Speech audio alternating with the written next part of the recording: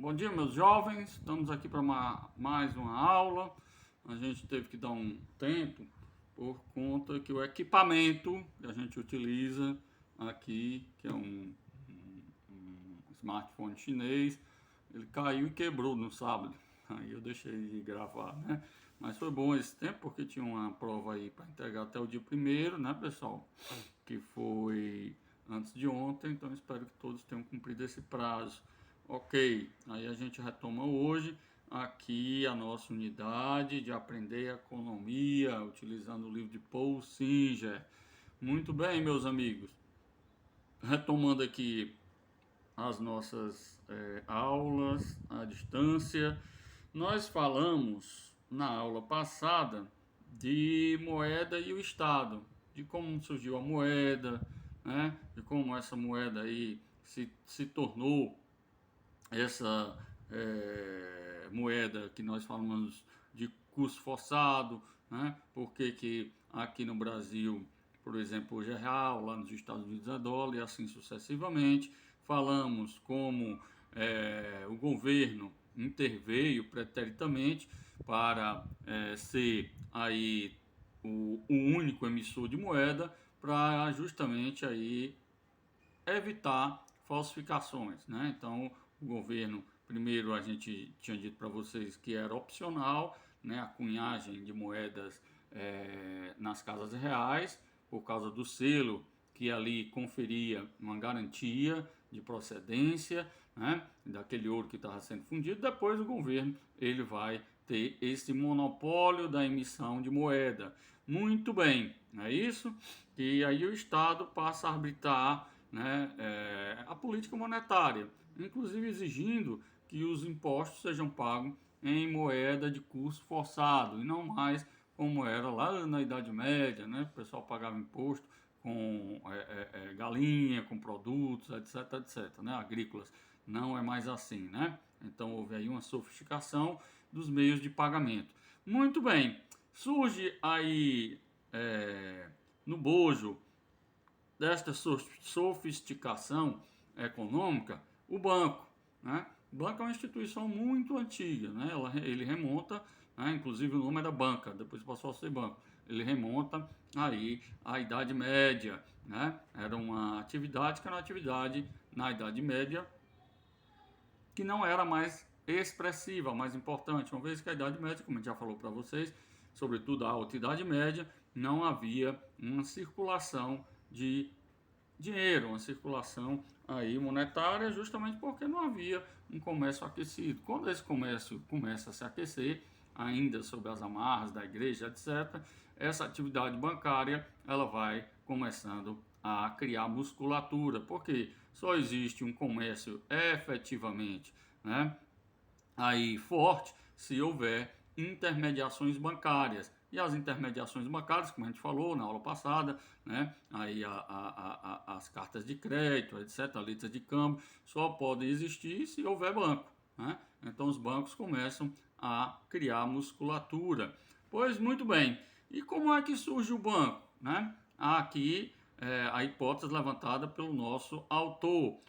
O capital rentista surge, evidentemente, é fortalecido na Idade Média. O Ouvires, enquanto o primeiro guardião de numerários da sociedade. Esse Ouvires ele vai se tornar o primeiro banqueiro. Uma história que a gente pode resumir nos seguintes termos. Era o Ouvires, que era aquele profissional responsável por receber as barras de ouro, etc., e fundi-las em moedas. Muito bem. Só que existia um problema, né? Um problema sobretudo de segurança. As pessoas tinham alguma renitência em ficar com esse dinheiro em casa, né? O que que ocorreu então, né? Então ocorreu que o Ouvires já tinha toda a estrutura em casa, né? No seu local de trabalho, melhor dizendo, com aí seguranças, etc. As pessoas preferiram então deixar esse ouro com o Ouvires mesmo, né? Mas como isso poderia ser feito? Através da emissão de certificados, né? O Ouvires pegava e certificava aquele depositante que ele tinha, vamos supor, 10 moedas de ouro, né, guardadas com ele. Correto. Então, o nosso amigo né, que era o comerciante, vamos supor, ele fazia uma transação comercial e ele precisava dispor dessas 10 moedas de 3. Ele emitia uma carta, né, uma carta de débito ao nosso ouvires, para um terceiro, esse chegava lá, resgatava o ouro. Então, aí teria que emitir uma nova certidão de que aquela pessoa não ia ter mais aquelas 10 moedas. Se houve um pagamento, supor, de 3 moedas, agora ele só tinha 7. Para facilitar isso, o que aconteceu, né? O Alvires começou a emitir tanto os papéis quanto havia de equivalentes, né, em seus depósitos. Vamos supor, as 10 moedas. Em vez de eu estar fazendo esse trabalhão, de sempre estar emitindo uma nova certidão, eu recebo as tuas 10 moedas e te emito 10 certificados, ou seja, 10 papel moeda, que equivalem a cada moeda que estava depositada lá com o vírus. Percebem? Começa a existir o que nós conhecemos hoje como dinheiro, esse papel moeda. Pois muito bem, e esses papéis moeda começaram a circular, né, no comércio. Ninguém queria pegar o ouro. Ninguém não, né? Mas boa parte das pessoas preferiam ficar com aquele dinheiro guardado com o vírus. O que o vírus percebeu? Ele percebeu que o montante que ele tinha era muito maior do que as pessoas vinham resgatar. O que ele fez? Ele começou a emitir mais papel moeda do que as moedas que tinham em caixa, né? Quando ele faz esse tipo de operação e começa a emprestar esse numerário, né, esses papéis de moeda para os seus clientes, né, o que ele já está fazendo? Mediante o pagamento de um juro, né, aí ele já está agindo como banqueiro. Essa é a história, né, que é a história crucial dos surgimentos do banco. Vejamos aqui então essa gênese do capital rentista na página 48, que em termos gerais vai ser essa história que eu acabei de contar para vocês. Então talvez a gente nem perca tempo com ela aqui, né? Mas aqui na página 48, na página 47, aí tem uma observação aqui do autor, olha. Como garantia, os depositantes recebiam um instrumento de crédito, em que o ouvires declarava que estavam com ele tantas libras de ouro pertencentes a fulano de tal. E o senhor fulano de tal não ia cada vez que precisasse usar aquela libra de ouro, retirá-las do ouvires. Era muito mais fácil para ele emitir ordens de pagamento ao ouvires e com ele pagar suas contas. Tais ordens de pagamento diziam: senhor ouvires tal, por favor pague ao portador deste papel tantas moedas de ouro. Mas era difícil ao ouvires saber se o depositante tinha mandado mesmo essa ordem, se sua assinatura não tinha sido falsificada, etc. Então o ouvires, em vez de emitir um papel dizendo estar com 100 moedas de ouro do senhor fulano de tal, e depois que ele gastasse uma, teria que emitir outro papel acusando a posse de 99 moedas de ouro e assim por diante, passou a dar aos depositantes tantos papéis quantos fossem as moedas, e o depositante gastava esses papéis fazendo compras. Quem recebia esses papéis também não queria ficar com ouro em casa por razões de segurança, como eu falei, né? Então começa a existir este papel moeda. A moeda começa a circular. Na medida em que esse negócio crescia, o ouvir não tinha mais tempo de exercer seu ofício. Tornou-se então banqueiro.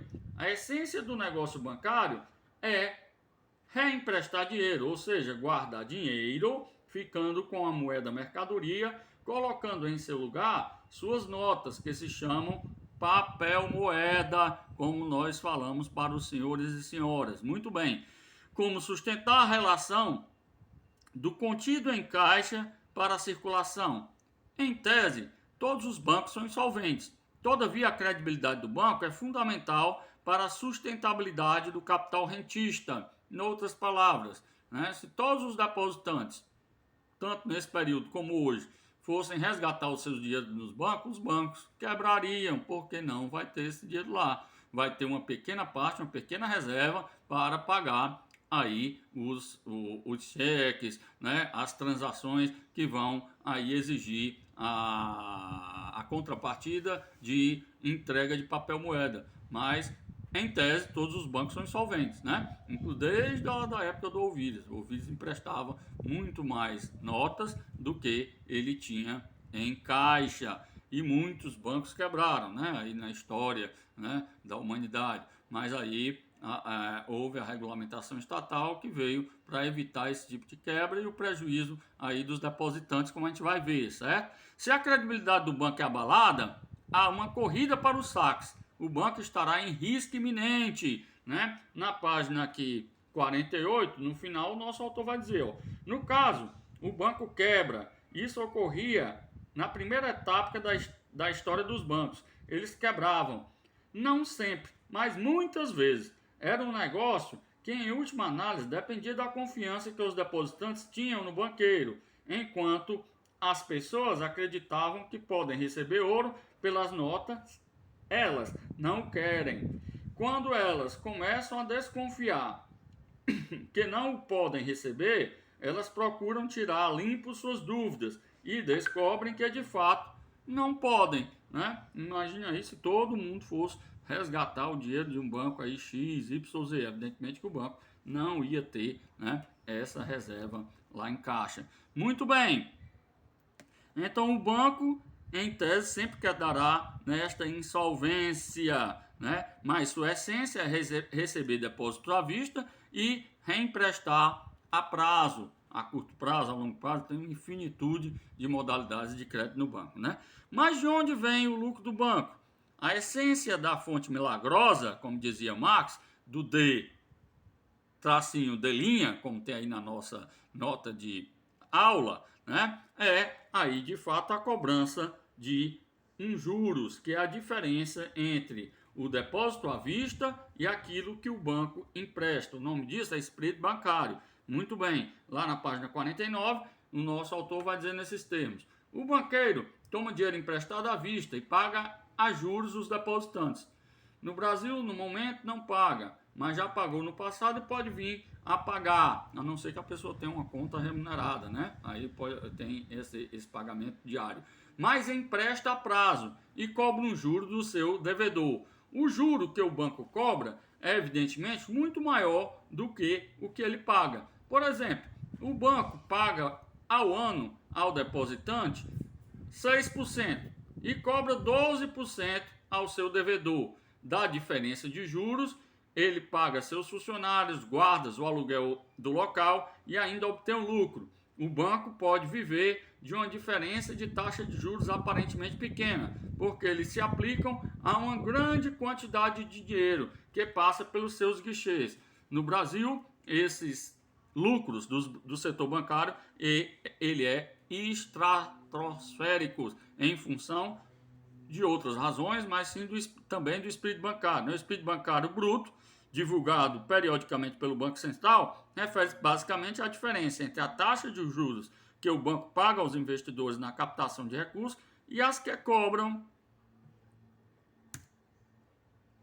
efetivamente dos clientes. A taxa do spread não pode ser confundida diretamente com o lucro, pois existem outros componentes que entregam o seu cálculo, os custos administrativos, os impostos e a inadimplência.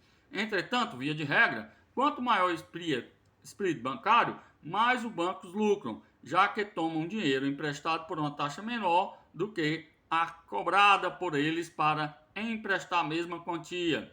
Eis então algumas taxas de spread bancários em diferentes países em 2009, na época que eu estava escrevendo a minha tese de doutorado. Brasil, 26,6%. Argentina, 8,4%. Rússia, 6,5%. Alemanha, 6,2%. França, 6,0%. México, 5,7%. Índia, 3,8%. China, 3,1%. Percebam que o campeão de todos nesse período aqui é o Brasil, com 26,6%. O Brasil ainda é um dos países que cobra o maior spread bancário, que tem essa taxa de spread bancário, uma das maiores do mundo. Aí bem se explica o poder desse setor bancário no Brasil, né, pessoal?